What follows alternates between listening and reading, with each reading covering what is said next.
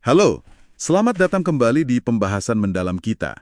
Kali ini, kita bakal kupas materi yang menarik nih, yang Anda bagikan tempo hari. Intisari dari buku The Mom Test. Misinya, cukup jelas ya. Gimana caranya dapat umpan balik yang jujur buat ide bisnis kita? Kan sering banget dengar saran, bicara sama pelanggan. Tapi ternyata, banyak yang salah kaprah caranya. Malah kejebak pujian basa-basi. Ayo kita bedah ini. Persis, dan kesalahan di tahap awal ini, wah bisa fatal banget akibatnya. Anda bisa tanpa sadar ya, ngumpulin yang namanya data buruk. Data buruk. Iya, kayak pujian kosong, omongan umum yang nggak jelas gitu, atau hipotesis masa depan yang terlalu optimis. Atau bahkan ide fitur mentah dari mereka. Nah ini semua kan ngasih sinyal positif palsu. Akibatnya. Ya, akibatnya waktu, uang, energi tim, semua bisa kebuang buat sesuatu yang ternyata, loh pasarnya nggak butuh. Jadi fokus kita itu seharusnya cari kebenaran, bukan sekedar validasi biar kita pede gitu. Nah, di sini nih materi Anda ngenalin konsep The Mom Test. Kedengarannya agak unik ya, tapi intinya kuat. Ada 3 aturan main sederhana katanya. Pertama fokusnya itu ngobrolin kehidupan mereka, bukan melulu soal ide kita. Gitu ya? Betul sekali, fokus ke mereka. Kedua, gali hal-hal spesifik yang udah terjadi di masa lalu. Hindari nanya yang umum atau opini soal masa depan. Spesifik masa lalu oke? Dan ketiga, ini penting nih, lebih banyak dengerin, kurangi ngomong. Disebut mom test karena katanya sih, pertanyaan yang bagus itu fokus banget ke fakta.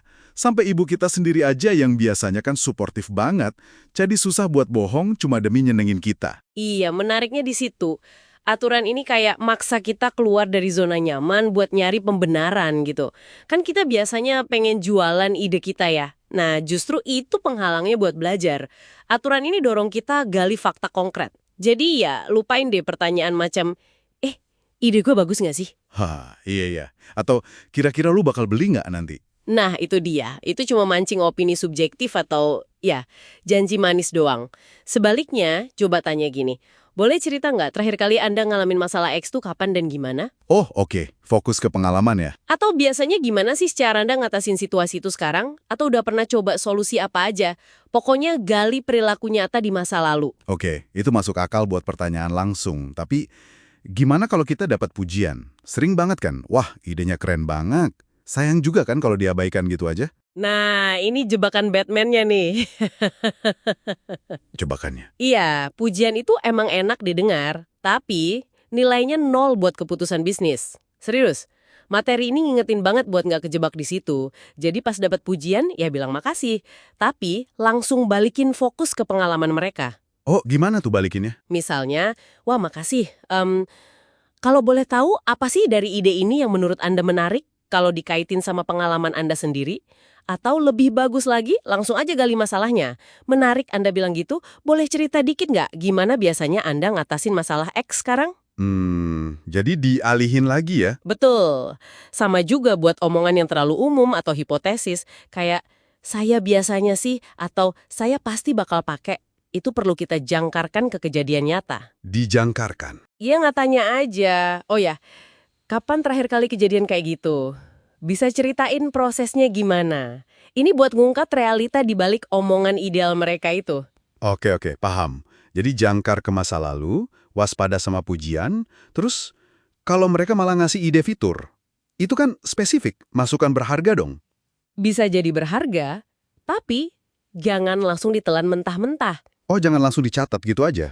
Kuncinya lagi-lagi, gali kenapanya, gali motivasi di baliknya. Tanyain aja, kenapa fitur itu penting buat Anda? Atau tanpa fitur itu, gimana Anda ngatasin kebutuhan itu sekarang? Gali alasannya ya. Ya, pahami akar masalahnya. Ingat penekanan penting dari buku ini. Mereka itu ahlinya masalah mereka. Kita yang harusnya jadi ahli solusinya. Dan tujuan akhir ngobrol ini kan bukan cuma dapat cerita. Idealnya kita dapat komitmen. Komitmen, maksudnya? Komitmen nyata sebagai sinyal keseriusan mereka. Bisa waktu, misalnya mereka mau ikut uji coba beta. Bisa reputasi, misal mau ngenalin ke kolega atau atasan. Atau, ya, uang, kayak pre-order atau deposit.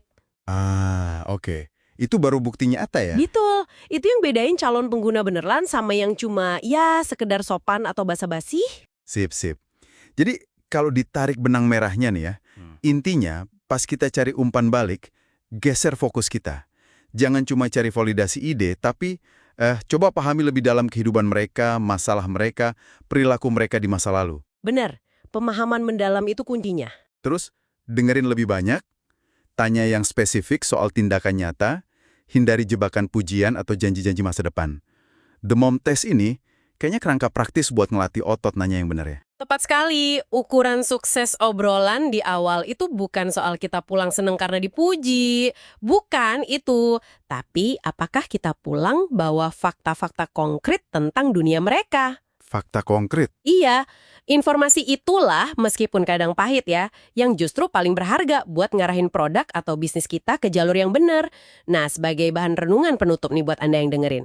Coba deh ingat-ingat lagi, pas terakhir kali Anda minta masukan soal ide Anda, apakah Anda benar-benar fokus buat belajar memahami kebutuhan mereka? Atau jangan-jangan tanpa sadar Anda lebih banyak nyari penegasan aja biar ngerasa lebih enak soal ide itu?